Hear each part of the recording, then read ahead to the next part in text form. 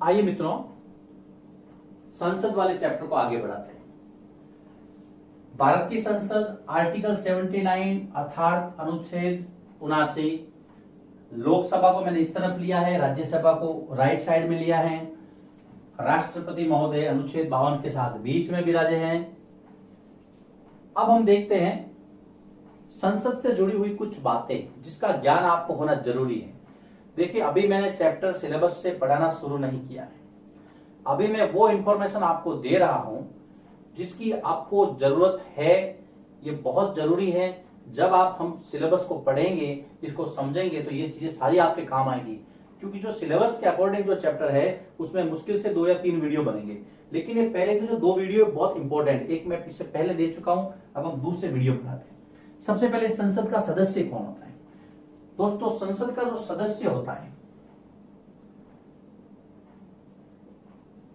संसद के सदस्य को सांसद कहते हैं। ये ध्यान रखना, संसद के सदस्य को सांसद कहते हैं, जिसको एमपी भी कहते हैं। एमपी का मतलब हो गया आपका मेंबर ऑफ पार्लियामेंट, संसद सदस्य या सांसद। इस चीज को आप ध्यान रखिए। अब देखिए, ये भारत की संसद है, इसके 3 अंग हैं। इस संसद के 2 हाउस होते हैं, पहला लोकसभा, दूसरा राज्यसभा। लोकसभा को मैंने एलएस लेफ्ट साइड के रूप में लिखा है। आप इसको ऐसे भी आ सकते हैं, लेफ्ट साइड और राइट साइड। यहां पर राइट साइड भी होगा, राज्यसभा भी कह सकते हैं। ये लेफ्ट साइड है। और अगर हमारे शरीर में अगर हम देखें, लेफ्ट साइड को हम इंपॉर्टेंस देते हैं। ऐसा माना जाता है कि दिल की जो मौजूदगी वो इस तरफ होती है कि आप तो मेरे हृदय के इस शरीर के इस भाग में विराजमान हैं। बिल्कुल वैसे ही संसद के अंदर जो लोकसभा का महत्व है वो राज्यसभा से कहीं अधिक माना गया है। जब हम इस चर्चा को आगे बढ़ाएंगे तो आप स्वयं इस बात को समझ जाएंगे।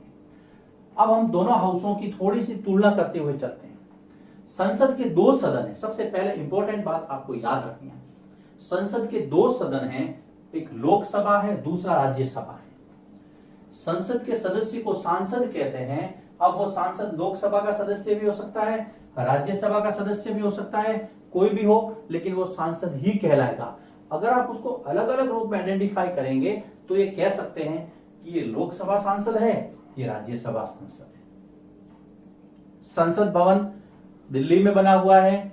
भारत की जो संसद है वो आपने देखा भारत के लिए कानून बनाती है।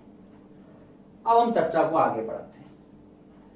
लोकसभा संसद का एक सदन है जिसको प्रथम या निम्न सदन भी कहते हैं।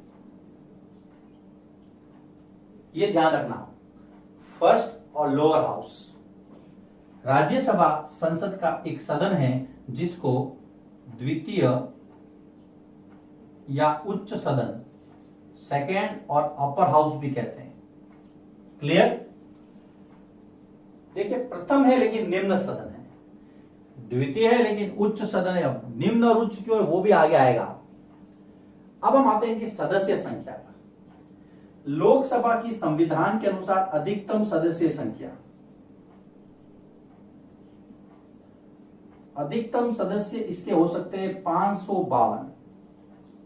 ध्यान दीजिएगा, लोकसभा में मैक्सिमम जो मेंबर्स है अकॉर्डिंग टू इंडियन कॉन्स्टिट्यूशन 552 हो सकते हैं।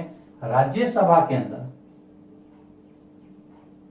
राज्यसभा में अधिकतम सदस्य आपके 250 हो सकते हैं। तो सदस्य संख्या के मामले में लोकसभा ज्यादा पावरफुल है। अधिकतम 552 हो सकते हैं, अधिकतम 250 हो सकते हैं।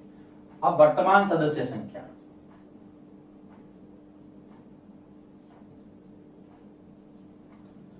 वर्तमान सदस्य यहां पर 545 है और यहां पर वर्तमान सदस्य संख्या है 245।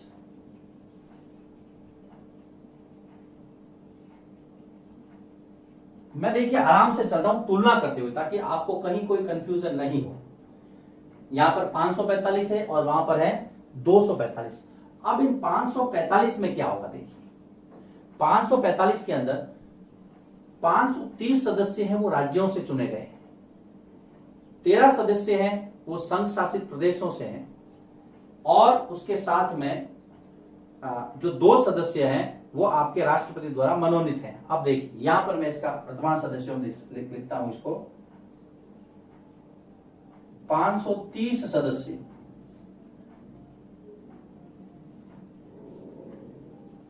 ये राज्यों से निर्वाचित हैं,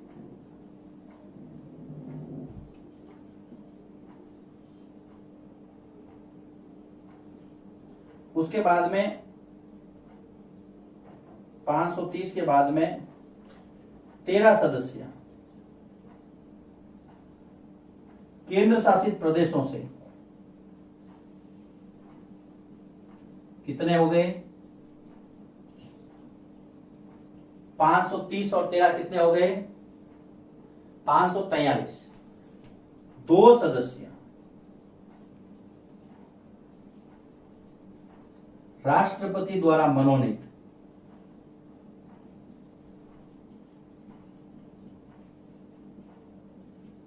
अब 2 कौन कौन से होंगे? ये एंग्लो इंडियन समुदाय के, एंग्लो इंडियन समुदाय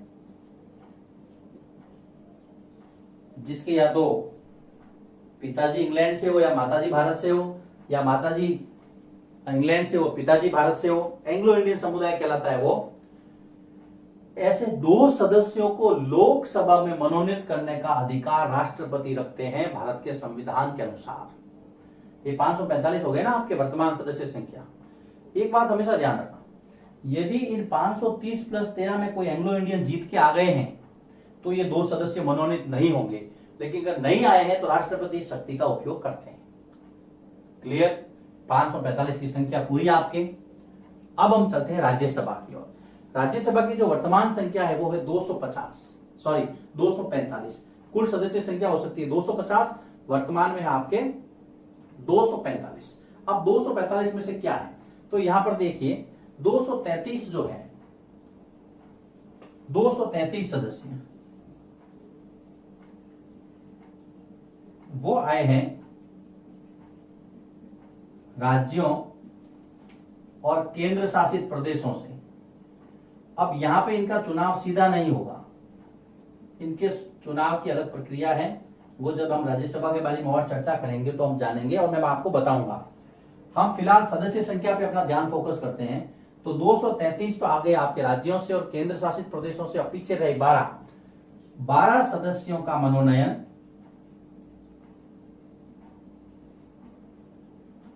राष्ट्रपति करेंगे। 12 सदस्यों का मनोनयन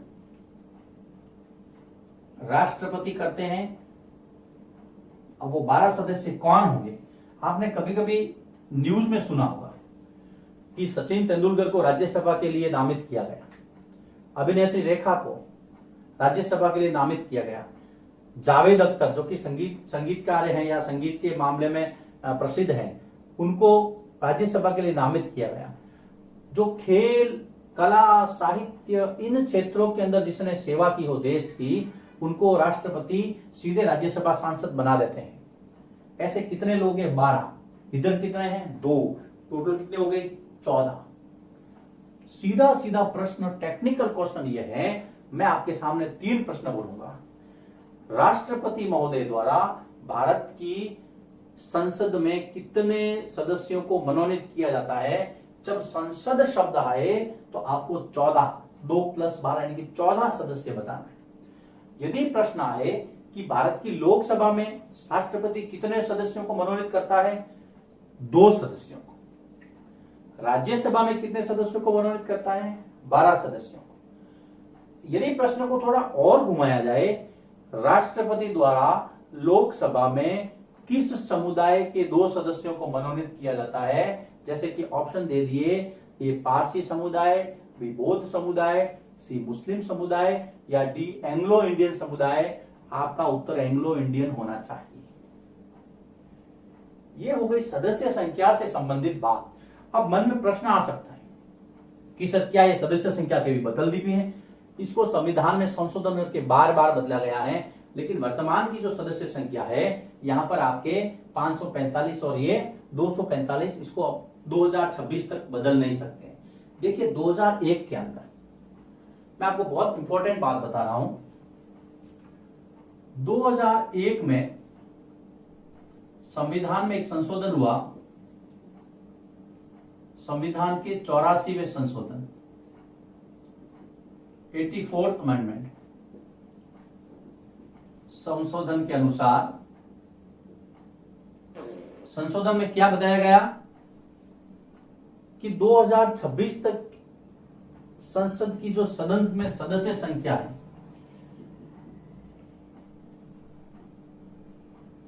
लोकसभा और राज्यसभा की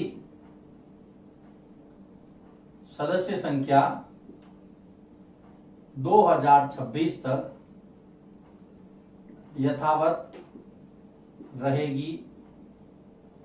ये जो सदस्य संख्या है उसको आप 2026 के बाद में वापस संविधान के अंदर बदलाव करके आगे बढ़ा सकते हैं या इसके अंदर छेड़छाड़ कर सकते हैं।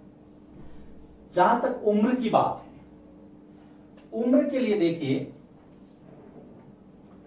अगर आपको लोकसभा का सदस्य बनना है तो आपकी उम्र चाहिए कम से कम 25 वर्ष। अगर आपको राज्यसभा का सदस्य बनना है तो आपकी उम्र चाहिए कम से कम 30 वर्ष। अगर आपको राष्ट्रपति के लिए चुनाव लड़ना है तो आपकी उम्र चाहिए कम से कम 35 वर्ष। ये उम्र संबंधी योग्यता है, 25, 30 और 35 भारत के नागरिक होने चाहिए और उम्र के मामले में ये मापदंड है। अब हम देखते हैं कार्यकाल। देखिए दोस्तों, लोकसभा का कार्यकाल 5 वर्ष होता है। लोकसभा का जो सदस्य है वो 5 वर्ष के लिए चुना जाएगा। लोकसभा का कार्यकाल होगा 5 वर्ष और राज्यसभा के सदस्य का कार्यकाल होगा 6 वर्ष। ये भी एक दोनों में अंतर है, हम तुलना करते हुए पढ़ रहे थे, दोनों में अंतर है। लेकिन यहां पर मैं आपको बता, यहां पर आपको एक फैक्ट ध्यान में रखना है, लोकसभा अस्थायी सदन है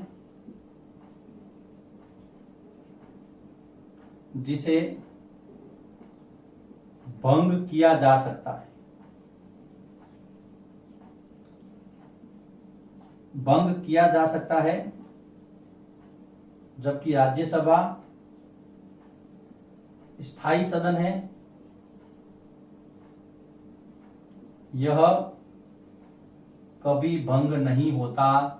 इसके सदस्य आगे आगे चलते रहते हैं, 6 वर्ष के कार्यकाल में आगे आगे चलते रहते हैं। इसकी जो चुनाव प्रक्रिया है उसके बारे में हम आगे चर्चा करेंगे, ये अभी हम इंट्रोडक्शन में चल रहे हैं। तो ये लोकसभा और राज्यसभा के बारे में देखिए, मैंने छोटी मोटी थोड़ी जानकारियां आपको दी है। आपको इनको क्या करना है, तुलना करते हुए पढ़ना है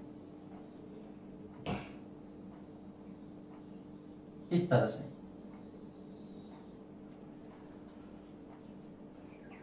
लोकसभा के पास एक अध्यक्ष होता है, राज्यसभा के पास भी एक सभापति होता है। अध्यक्ष क्या करता है, सभापति कैसे बनते हैं, सभापति की क्या पावर है, जैसे जैसे ये टॉपिक आगे बढ़ेगा वैसे वैसे हम चर्चा करेंगे।